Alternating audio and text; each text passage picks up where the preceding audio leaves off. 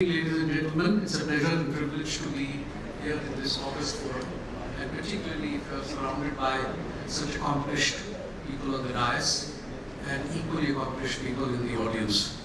I'm humbled by this experience of being able to moderate a session which I believe is of crucial importance. But let me just step back for a minute. When Renu asked me to moderate this session, I was trying to figure out a metaphor for this conversation. And it took me years back into my childhood, and I was reminded of A Tale of Two Cities, which was set in the background of the French Revolution in 1789, and ironically France is a part of the EU as well. And the reason why I said, the reason why I actually went back to that was the overwhelming cacophony of both optimism and pessimism that surrounds us. And very surprisingly, EU, or Europe at least, is the epicenter of it. And in fact, when I delved deeper into some of the statistics, the paradoxes and contradictions that come through only validated the fact that it was not just a metaphor for the sake of sounding poetic, but also in reality. And let me just first start with what Charles Dickens began the book with. It was the best of times, it was the worst of times. It was the age of wisdom, it was the age of foolishness. It was the epoch of belief, it was the epoch of incredibility. It was the season of light, it was the season of darkness. It was the spring of hope, it was the winter of despair. So, in fact, in some ways, the world events always create, currently the world events as they stand, create a sense of confusion in our minds. And let me now set the context by giving you some data which also establishes the amount of contradiction that exists in the Indo-EU trade relationship. So first, in 21-22, the bilateral trade touched $160 billion. Good news. It was much larger than what it was the previous year. I think it was less than 100, till 93 or something. Now, the surprising part. EU is India's third largest trading partner, behind US and China. However, India is EU's 10th largest trading partner.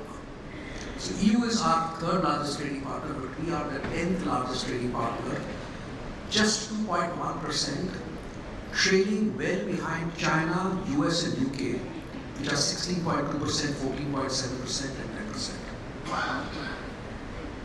For exports, EU is India's second largest destination, surprisingly well ahead of China. So EU is 14.9% of our exports, China is only 5.8%. Whilst EU is a major foreign investor in India, approximately 88 billion euros in 2020, it is way below its investments in Brazil, not China, Brazil, $263 billion, and China, 201 billion.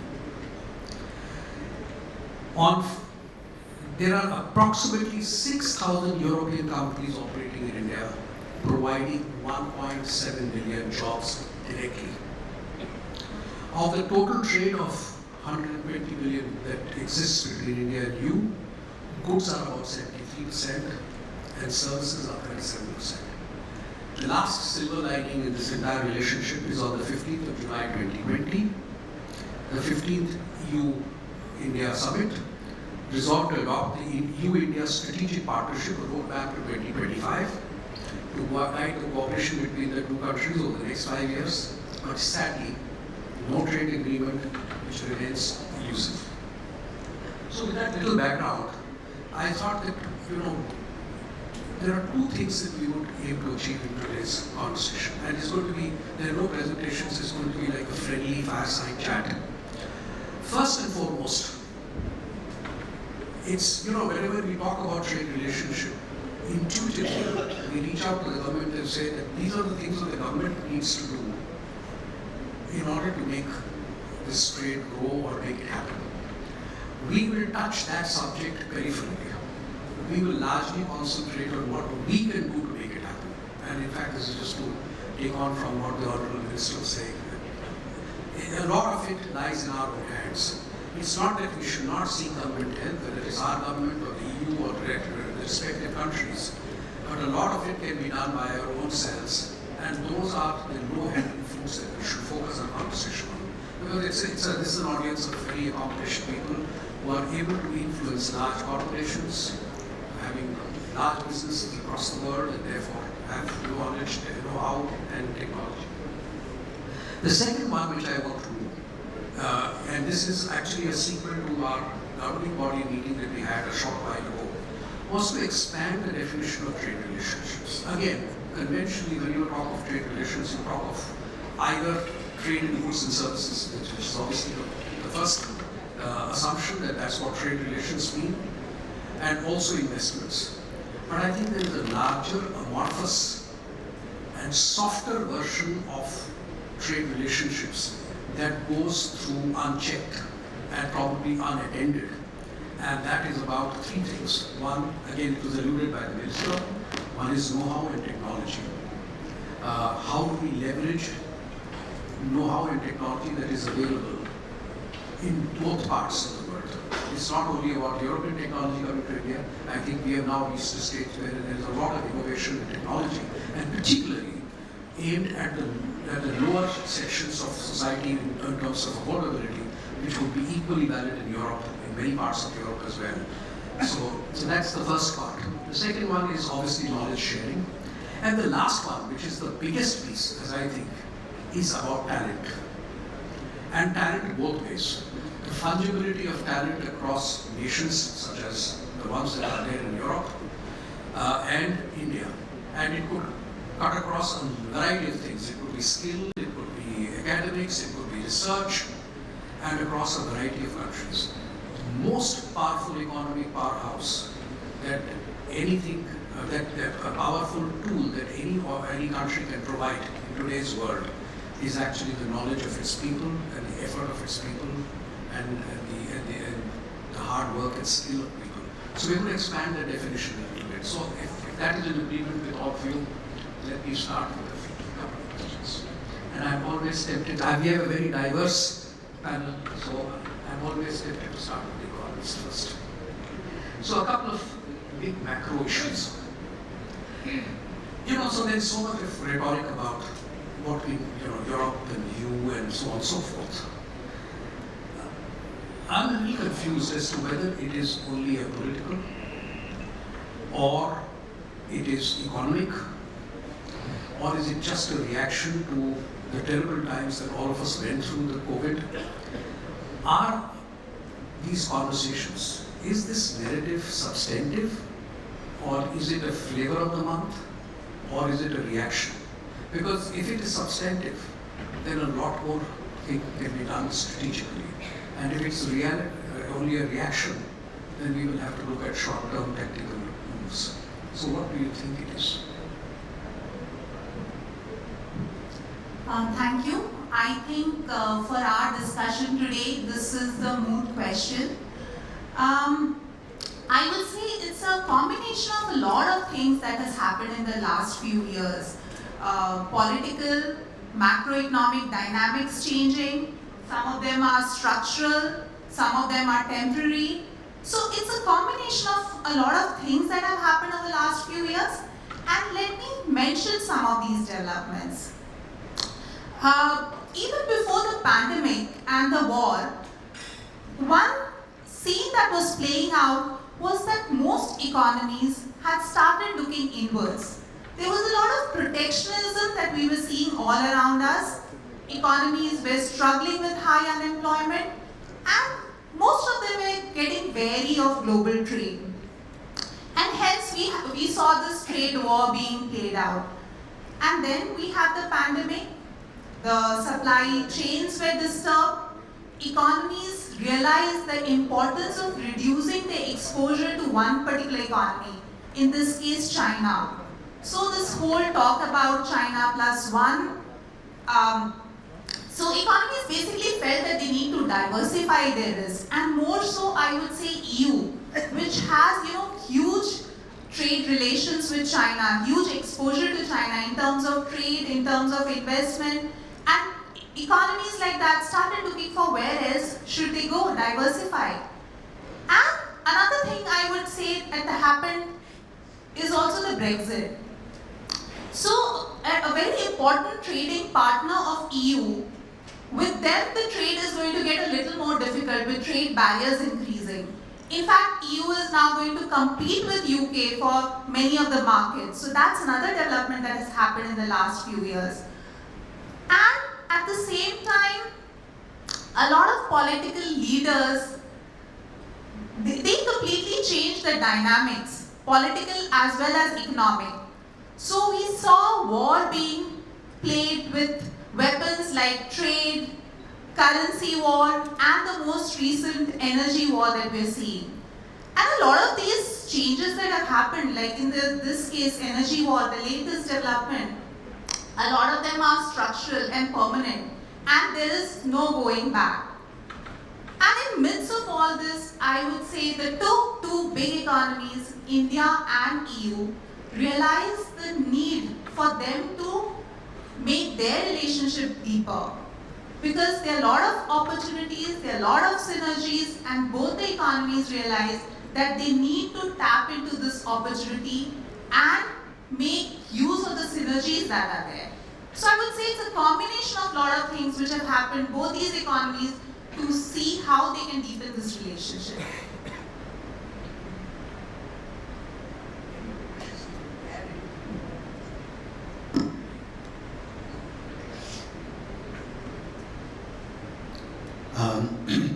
The question is whether this problem is what's happening is political or otherwise. I have, at a very macro level, the trade between India and Europe, or EU, two quick takeaways. One, the development of Indo-EU trade, to my mind, is going to change significantly post-pandemic. After the pandemic, the world has realized, unfortunately, China cannot be the only source of supply for the world. And this is neither economic nor political, but perhaps a black swan event. Had the pandemic not taken place, the sourcing strategy of various countries and companies out of China into most probably India would not have taken place. This is a great opportunity, ladies and gentlemen, for the Indian businessmen. One more takeaway is very political. The current war of USSR and Russia and Ukraine. This is absolutely political. It beats every logic as to why the war is taking place. Because of this war, the crisis in the world is taking place. There are actually two crises. There are many, but there are two. One, Europe is suffering from energy problem, and this is perhaps may continue for short term or medium term as long as the war continues. More importantly, because of this crisis, in financial terms, United States of America, in order to keep the inflation down, enhance their interest rates. Because they're enhancing the interest rates, the world investors are rushing to USA. There is one more thing which has happened, ladies and gentlemen. Because of this rise in interest in USA, investors who were investing in cryptocurrency, for instance Bitcoin, where investments were over $1 trillion, is moving out from cryptocurrency into US dollar. In view of this moving out of currencies and investments to US dollar is appreciating. Nothing has gone wrong to Europe, nothing has gone wrong to India. The Indian rupee is depreciating not because India has anything wrong. It is because US is appreciating the dollar. Therefore, what has happened is, in view of the US dollar appreciating, the euro is depreciating. So this war of Russia and Ukraine has resulted in two things. Not only inflationary because there is lack of energy in Europe, but also a currency mismatch with various countries in the world, almost all the countries in the world, their own currencies are depreciating, which is making imports expensive, exports cheaper. To my mind, this is what is happening in the world. One, China perhaps will no longer be the global source. India is a great opportunity. And number two, because of the European uncertainty, again, the trade between Euro and India is going to undergo a sea change. Thank you very much, Robin. You adding to that?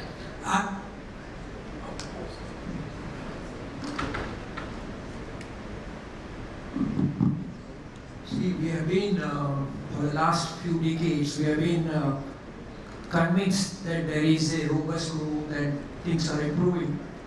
And we are all very much believed it's going to be a borderless world and a unipolar world, and it's going to be growth.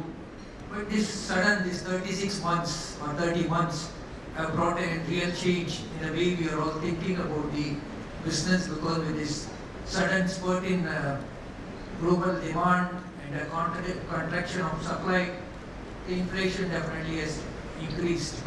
And also with the new change, new realignment, Abraham Accord, West Asia, and the what you call Brexit, and all this. Today we are about to rethink whether we are talking about globalization. There is a talk also. I think the panelists can discuss or give some opinion. They say there is going to be a race of deglobalization. That's what is the new topic that people talk about. So we have to really think whether what is the change, because apt topic for the day, changing geopolitical dynamics. So I feel whether it is deglobalization is setting in the world. Thank you very much. In fact, the summary, if I were to just summarize the responses that we have received in the panel, we'll obviously throw it open for discussion at some point in time, is that some things have changed fundamentally. Somebody used the expression black swan event. A black swan event will make some fundamental changes, and that's what you also said. But some of the manifestations or aberrations that are causing maybe temporary volatility, things may come back to a lower scale, but some fundamental changes will remain, which brings me to a question for Murali. You have been in China for a very long time. You headed the Philips business in China. No conversation in India particularly on trade, can exclude China. The question is China plus one or China plus three. And the reason why I'm asking this question, that when you talk of the China plus three, India is one of them. The other two countries are Vietnam and Indonesia. They are the countries that are talked about in the same breath. And both of them happen to have a colonial linkage with Europe, French and the Dutch. So it is, and in fact, the people who colonized us are unfortunately out of EU. So to just put a humor to this conversation, what do you think will happen? Thanks, Ashok. You put me on the spot here. But again, I'm addressing the leaders of the industry here. And Ashok is right. Over the past couple of decades, I have had a chance to live and work in China.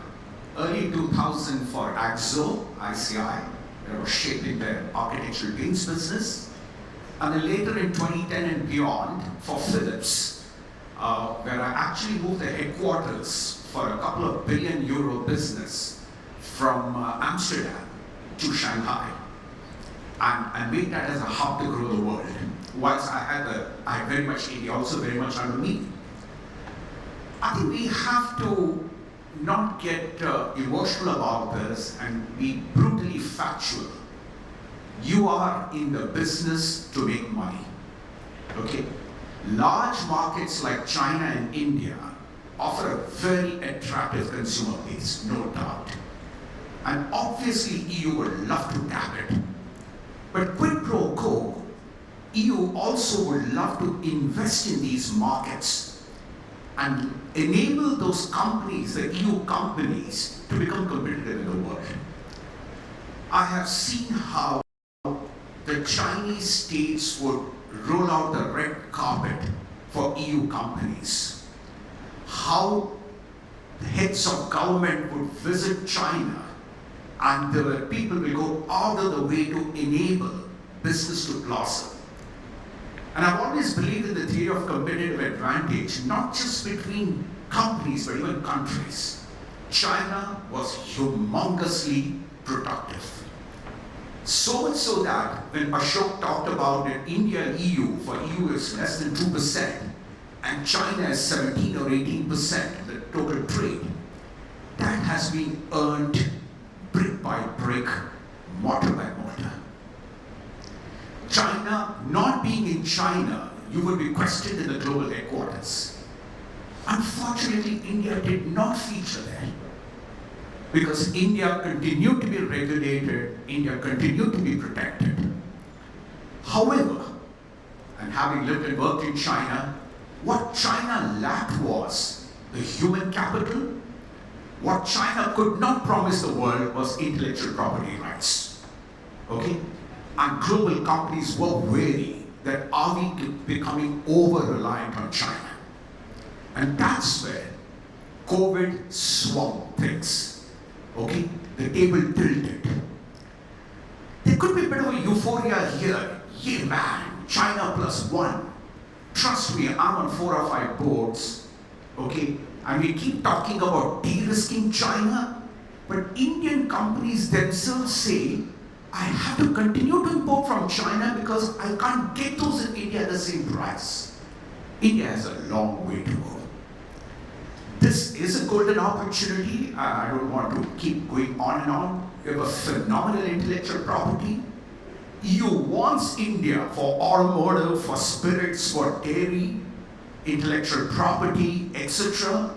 India is phenomenal on export of service, wants the professionals to move. But hey, there is no entitlement. You've got to earn your right. I just hope business leaders and my fellow Indian leaders here, that it is in our hands to take this opportunity when EU wants to de-risk and become India a viable alternative with China. But nothing comes free. You have to be competitive and you have to make sure that we earn that right. That's very, I think it's a very telling message, and particularly when you are dealing with a very discerning market. Discerning market not just in terms of product quality, but also the entire ethos of Europe is very different from, say, the US. US is very commercial. Europe is commercial plus. It has got a human touch. It has got a value system that envelops and sits every business relationship with the nurture. Which takes me to Antonio. Is EU one homogeneous unit? You know, EU was a creation of a political economy, or whatever you call it. But in its heart is Europe one, and therefore, do we need to have a slightly nuanced strategy versus EU rather than just one size fits all? I would also like you to respond to how do you see India? Because we also are 32 states, and the markets are very different, cultures are very different. In fact, the only fiscal unification that has taken place in India has happened in 2017 when we had the GST coming in. Otherwise, every time a goods moved from one state to another, it was just like moving from one country in Europe to the other. So what has been your experience, and what would you like to tell us about EU as a unit to be dealt with? Thank you for the question.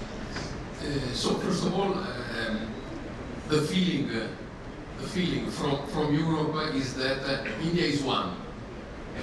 Europe, not yet, actually, because 27 states, 24 languages,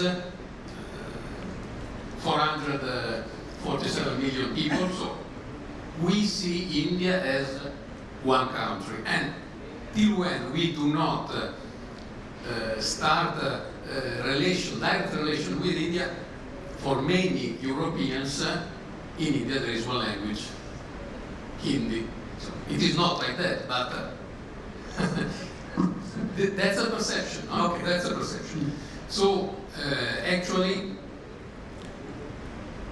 it is possible right now with the new generation look at Europe as one country. Why? Because generation of my son and my daughter was able to move during university studies, moving all over Europe. 1 year there, 1 year here, and at the end they completed their study. It was not like that when I was studying. So actually, their perception of Europe now is very different. So, just for an example, so my daughter's husband was born in Peru. She studied in France. Now they are both doctors. They are not in their native place, but they are in another town. So it means that actually now young people in Europe feel Europe as one entity, one home. So with them, it is for sure possible. It is for sure possible to look at Europe as one. According to me, to look at India from Europe at one country and know India, a lot of improvement are required, frankly speaking. Now, I would like to come back just to what Rajani said at the beginning. So I agree 100% with the fact that these changes, and even COVID, are many changes, and COVID is one of them that happened recently. But a lot of things are changing since many, many years. So in 1992, when 30 years ago this chamber has been founded, actually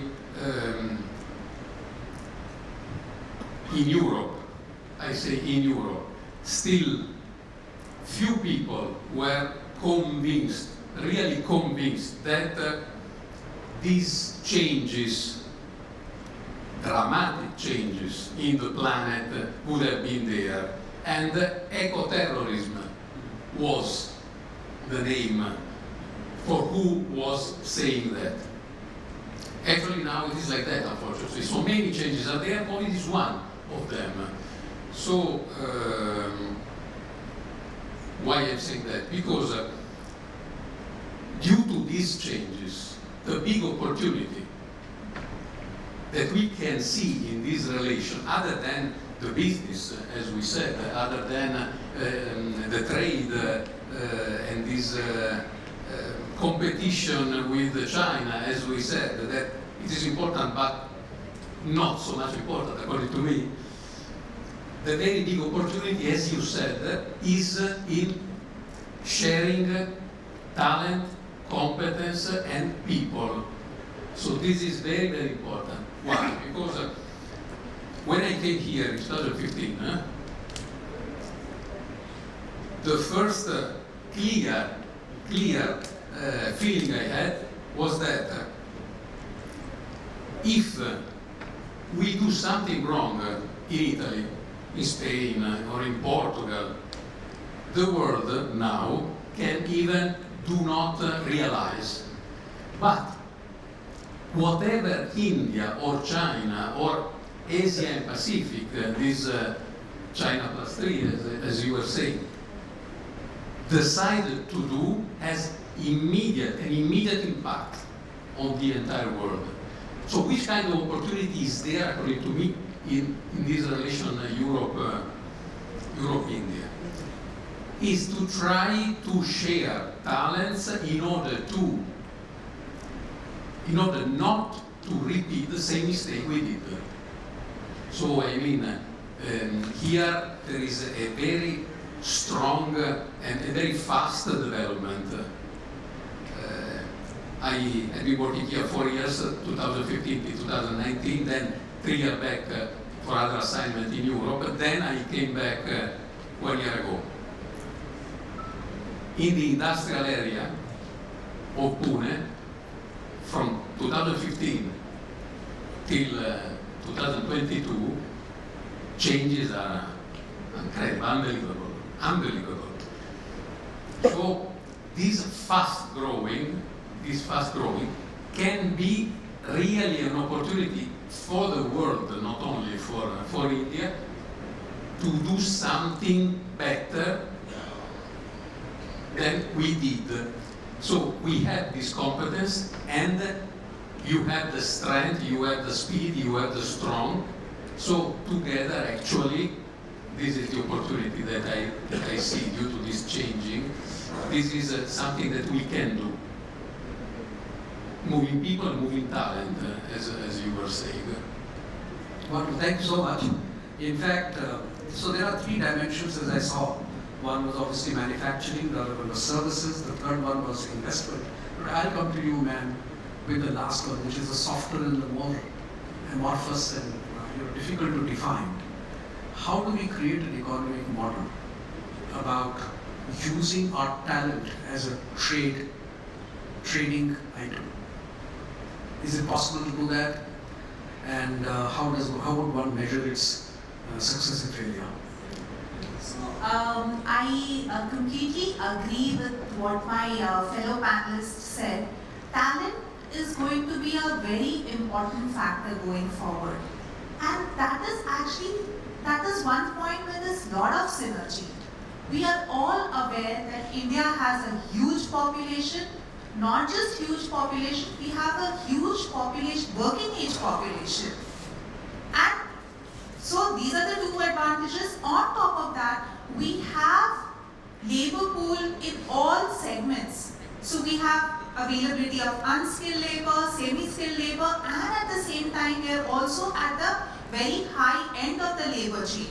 So we have people who are equipped to handle all the technological advancement that's happening, for which an economy like Europe would need talent, and that is something which we can provide. And when we talk about synergy with EU would actually, there the working age population is not growing at the same pace. So they would need all of the talent which we have. So I think it's a great opportunity, and the advantage here. So when we talk about, so there are opportunities for all the economies, but where we stand apart from other economies is our talent pool. And especially when I say talent pool, I'm talking about the talent pool which is equipped, which is digitally trained and equipped to handle most high value-added technological advancements that's happening. And we must tap into that potential of ours. So that is going to be very critical going forward. I'll come back to you on this because there was one or two questions, but before I do that, let me take a round. Radha, services. What do you think are the opportunities there? So you will talk about services. I would request you to speak about investment, and mostly I want you to speak about manufacturing, because these are the four baskets that we're talking about. So over to you, Radha. What do you think is the opportunity in the services side? And what would be the key success factors? What are the things that we could do better on both sides, obviously? See, I will little bit limit myself to logistics. That could be illustrative. That itself will give an illustration. We have heard that the people who own the sea are going to rule the world. So I think today the geopolitics, the theater is Indian Ocean. I think majorly the 40% of the cargo volume is moving through these Straits of Malacca. So there is a strategically we are really trying to work on how we can be a powerful nation in this part of the globe. Also, globally we are trying to become more powerful. So we are really investing about 10,000 crores in Andaman and Nicobar Island. That's going to be the future transshipment hub for the world. I think with that, I think India is going to become much more powerful than what we have. And with regard to services, that's going to generate a huge employment. And even around our own ports, we are developing a lot. And if you are talking about India's grown, First 58 years, 1 trillion. The next 12 years, we have grown 2 trillion. Next 5 years, we have grown for 3 trillion. I think we are going to definitely reach our 5 trillion target very soon. So when we are growing, there is going to be definitely the logistics has got to be the key factor when we are going to even trade. So there is a huge amount of development which is happening. The recent announcement of national logistic policy, which is going to really trigger exports, because there is going to be a good amount of trigger in the exports, and we are going to definitely bring down our logistic cost, which is we talk about 14%, which is likely to come down to 10% or 8% of GDP. So all this is going to definitely create a lot of job opportunity and lot of investment from abroad.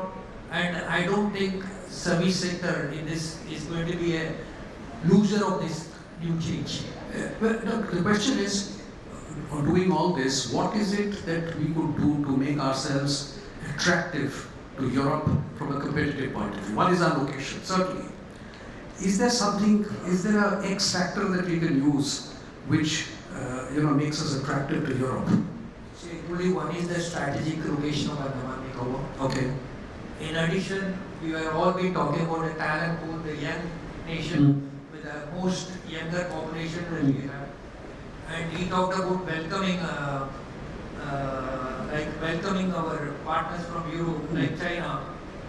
We are already scaled up on our ease of doing business in the World Bank Index. So we are doing all this to ensure that there is going to be an investment flow for the service sector also. All that I find is that there is amount of little bit of EU when we talk about homogeneous EU. They are still not. Maybe they have one currency which is traded by all. But otherwise there is a lot of requirement of EU countries coming together to think alike and making sure they partner with India as one unit, one union. Instead of possibly we have to really deal with countries different way. It's not the same. So that's where I find that challenge is there. But otherwise, I definitely feel talent is going to be a major factor, and our own logistic requirement is going to tremendously grow with the growth of the trade. Thank you. Robin, investments, both inbound and outbound. What is the opportunity? What are the obstructions? To paint the picture on investments from the Indian businessman point of view and the European business point of view, both I will paint. From the European businessman point of view, let's look at this way. India is the 5th largest economy in the world. 5th largest. $3.2 trillion. However, the per capita income of India is $2,200. That's a $2,000 to round it up. European Union in total is about $32,000 per capita, which means that the purchasing power of the average European is singularly higher than that of India. This is one big picture, purchasing power and the economy size. Therefore, what is the opportunity? For outsiders, the Europeans to invest in India, India is one of the fastest growing startup ecosystem. And whenever a startup ecosystem starts, which is a new paradigm which is happening in the world, investors obviously are likely to pump in money because it is startup, there are huge chance of upsides, and therefore investments are going to happen here. The second opportunity for European to invest in India is, in the next perhaps 1 decade, India would remain the fastest growing large economy. Today we are growing at around 7.5. Chances are that this country will grow around 5 to 6%, higher than any other country in the world. Therefore, great opportunity for Indian outsiders to invest in India. As regards Indian company investing abroad, which is Europe, as I said, per capita income, huge purchasing power. Therefore, it is logical for Indian companies to grow there. And more importantly, I know you have asked for investment, but I have to talk about manufacturing. For a manufacturer to grow and to capture the world is technology. And the technology is available in Europe. So if, for instance, I am a wind power manufacturing company, wind turbine manufacturing company, technology lies in Germany, and therefore if I have to be a global power, I need to go and invest in Germany, take the technology and export all around the world. So both have inherent advantages, and only thing is the Indian entrepreneurs and the European entrepreneurs have to see through as to what those gaps are and where the investments can take place. Huge opportunities, huge upsides, and let me tell you, include the Economist magazine and the Financial Times, who have historically been anti-Indian, has actually now announced in the last 4 months, this year belongs to India, this decade belongs to India, this century belongs to India. In fact, you made a very interesting point. Let me try and summarize it in my own little way. That in EU investing in India would obviously leverage the skill, the low cost of manufacturing. I mean, it's no longer low cost, but obviously the scale of manufacturing that can be done in India with an availability of a very large skilled workforce.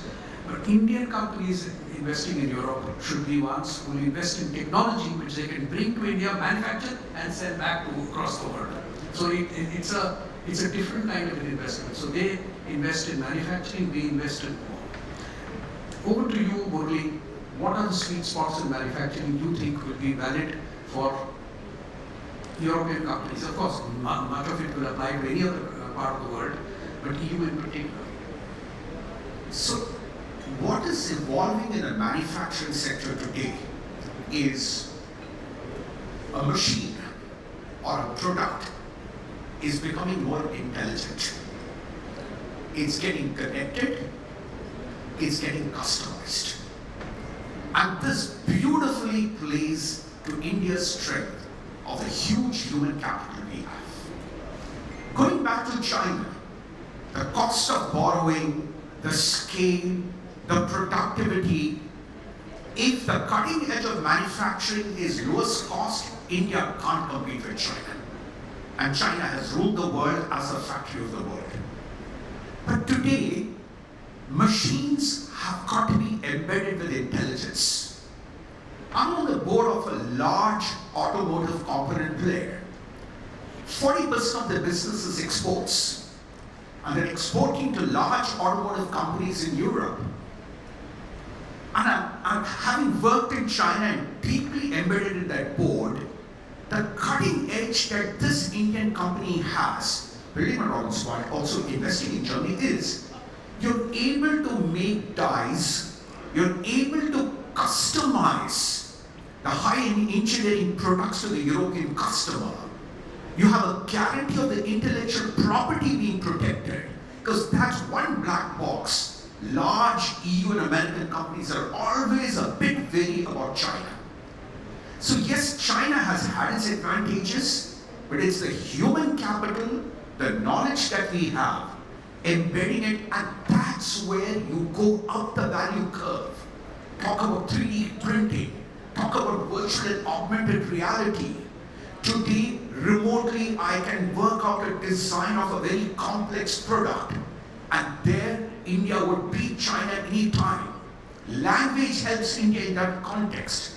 So the paradigm of manufacturing is changing, and this paradigm for me now, coupled with a very large and attractive market, but it's the human capital that we have, and the confidence we give our global players on intellectual property rights, I think the era of India in manufacturing is definitely coming in. Thank you very much. In fact, that leads me to, I must let you on to a little secret. So we had this governing body meeting just before this, and we were trying to set a roadmap of what we would be doing as a chamber. And our president made a couple of observations, and I'm going to pick up only two of them. And the first of them goes to you, Rajani. He said, we have to be very careful that whilst we are talking of talent as an exportable item from India, on which India can earn money, earn goodwill, and obviously lead to better human relations, social relations, political relations, etc., etc. We have to be very careful that we, when we talk of talent, we should talk of talent as a solution and not talent as a commodity. And for that, we will need to make sure that we have the appropriate investments in place for creating talent that is valuable for its skills and not just its bronze. How does one do that in a way that businesses find it attractive to make that investment? We leave it to the state. Oh, college, university, everything has to be created by the state.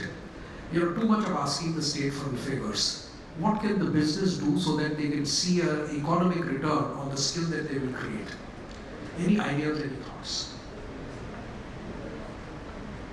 So, when we talk about India's human capital, we also have to be conscious of the fact that we run the risk of not utilizing our demographic dividend.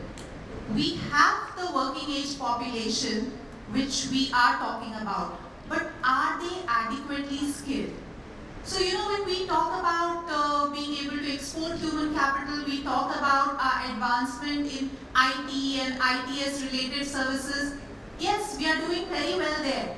But the huge population that we have, not all of them are still being adequately trained. So it's very important, where are we going wrong? We have to look into our education system.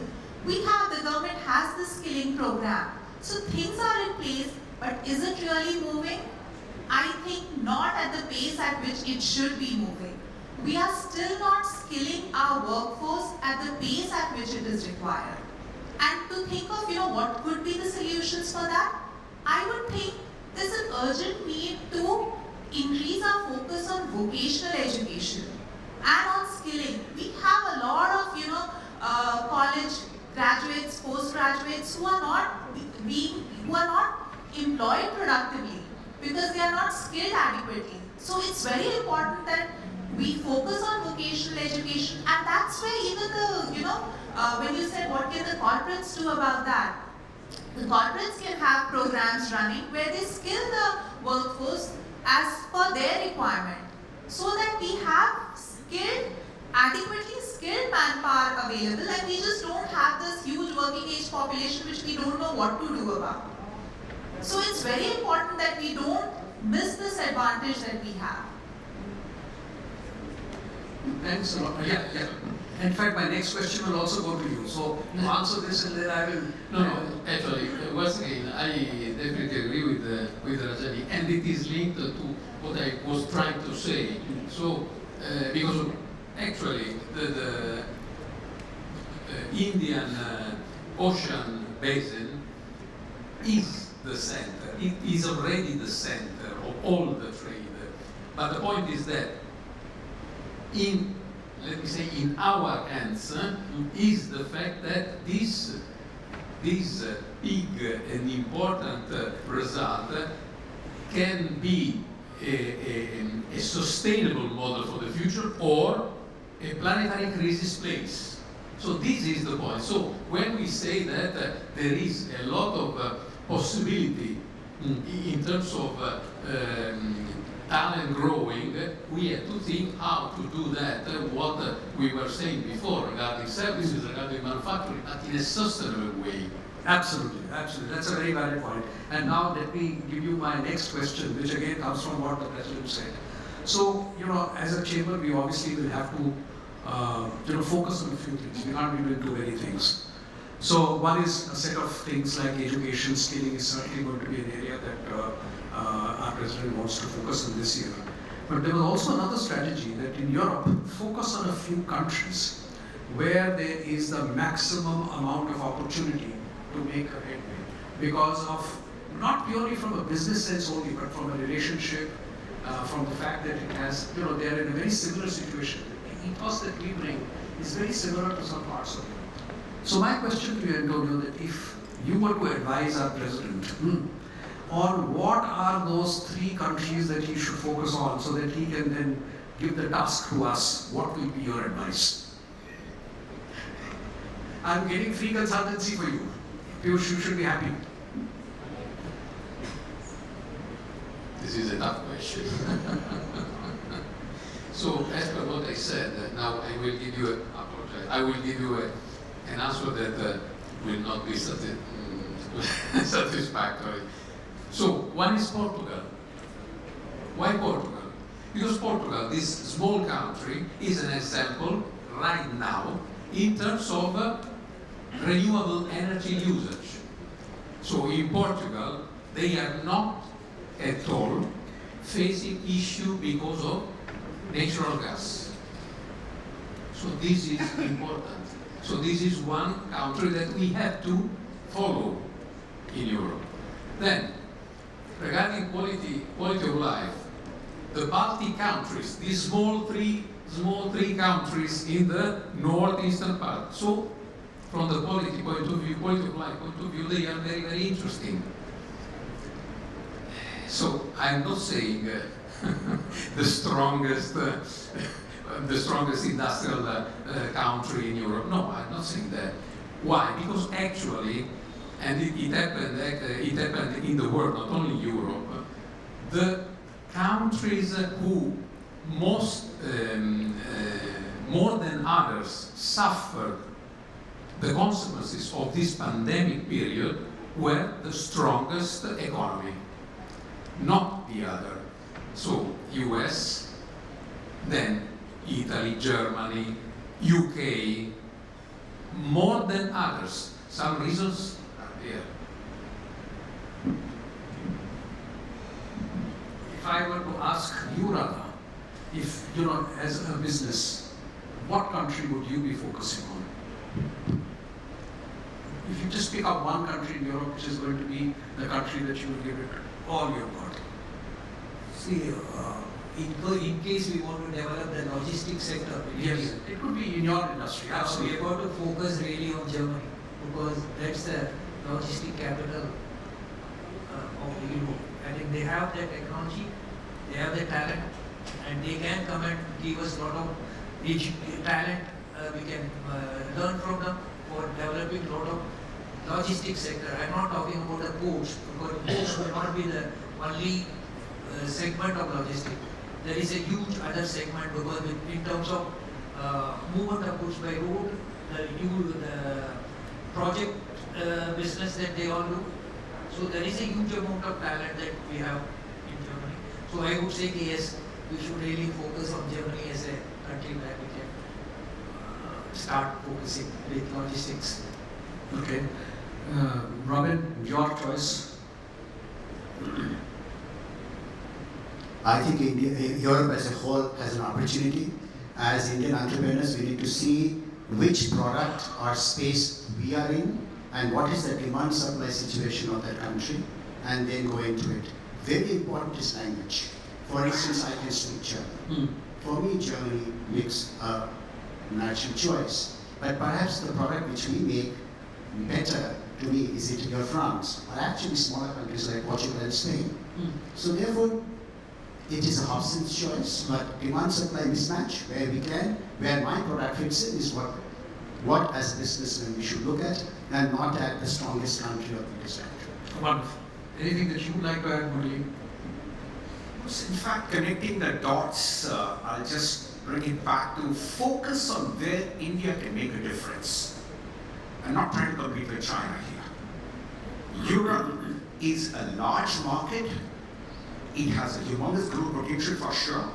So I'm building back on what the other panelists said. Look, if embedded software, if artificial intelligence, if data, these are where our people excel. Innovation, R&D, then pick those countries which can make this 1 + 1 = 3. I mean, Germany, of course, comes logical, because that brings us engineering excellence. And here you bring your human talent to club that together.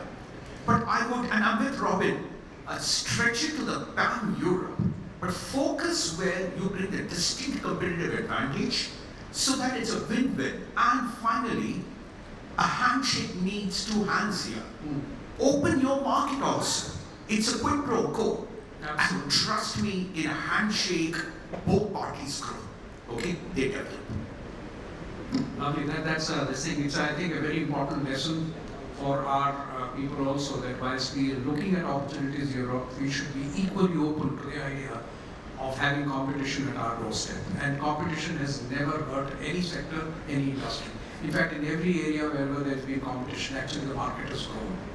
Now, we've just got 5 more minutes, so if there are 1 or 2 questions from the floor, we would be happy to take them. Otherwise, we will close this because it's already 9 o'clock and it's been a long evening. But we're happy to take 1 or 2 questions. Yeah.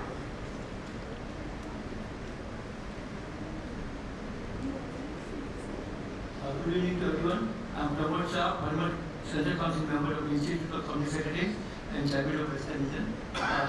Sir, you have spoken about various aspects of our talent. So you mentioned that talent is to be exported, but same way, import of talent from different countries also is very essential. Number 2, that Madam touched the aspects regarding demographic dividend, but nobody has touched the aspect of the employment. So this is a very important issue. This will be discussed out and some light to be thrown. And third one is one of the gentlemen in the panel mentioned about the deglobalization. So, what are your views on that as a moderator about deglobalization? Whether we should welcome each and or not welcome, sir. Thank you. Yeah, so your first 2 are comments. If anybody wants to elaborate on deglobalization a little bit, would you like to? So I would say that deglobalization as such is not overall beneficial for the global economy, because obviously the whole idea of globalization is that we look at the comparative advantage which some economies have, and then you mutually work around that. So if all the economies try to produce everything, obviously on a net basis we are not benefiting.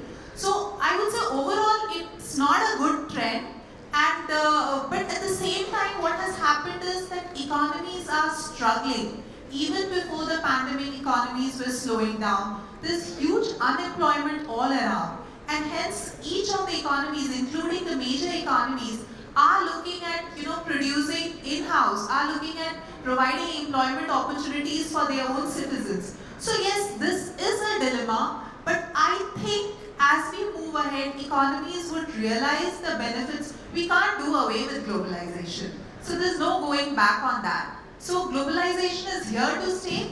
We will have phases when economies get wary and get protectionist, which we have seen in the recent past. But over a longer period of time, definitely there's no going back from globalization. Quick comment again, just to add to what she said. Deglobalization, of course, is bad, but the bad news is there are pockets where deglobalization is taking place. The Italian election, the results which came out just day before yesterday, the winning of the far right party is definitely a bad news for the world.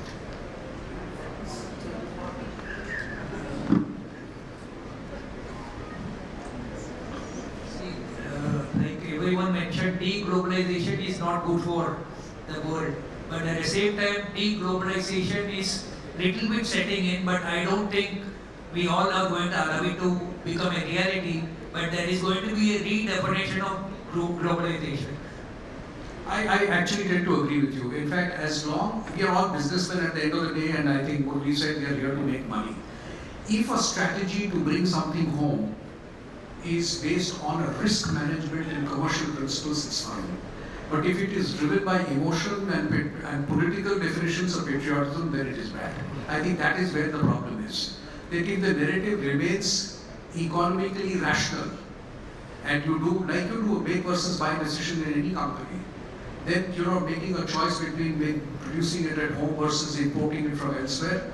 Absolutely. I think we owe it as managers, as directors, as owners to take these sensible decisions. But if it is driven only by a sense of nationalism, which is misplaced emotion without having, there are enough people who are responsible for taking care of that. We as businessmen, we have responsibility to make sure that we look after our investors' money, whether it is the promoters, and that's a piece of advice that I would use. Yes, I agree. But coming back to sustainability, we had to do business, we had to do, we are the doers, I agree. Someone else is there to take care of that. But what we do has to be sustainable. Because otherwise, it happened as it happened in Italy, it happened as it happened 3 weeks ago in Sweden, it happens that in France is always there the risk, and so on and so on. And Hungary is there. So, and this is because it is not sustainable, this development model. This is the problem. People is scared because of migration. But migration is not something that it was born 20 years ago. It is always there, migration since the beginning. So we should not be scared. And this is one thing that according to me is very important as opportunity that India has. So in India, the habit to mobility is something that it is very, very spread out. Every Indian moves. Every Indian speaks 2, 3 languages, 4 languages. So this is something very strong related to the talent that can be an opportunity in our relation. I'll quickly add to his point is it's becoming table stakes now. Climate, human rights, intellectual property, and those would be the governing boundaries within which business will blossom. And therefore choices will be made, okay?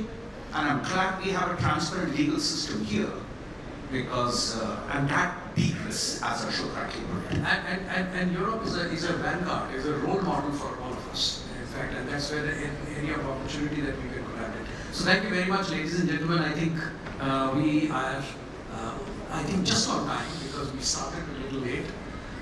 Thank you for your patience and thank you all for being so candid.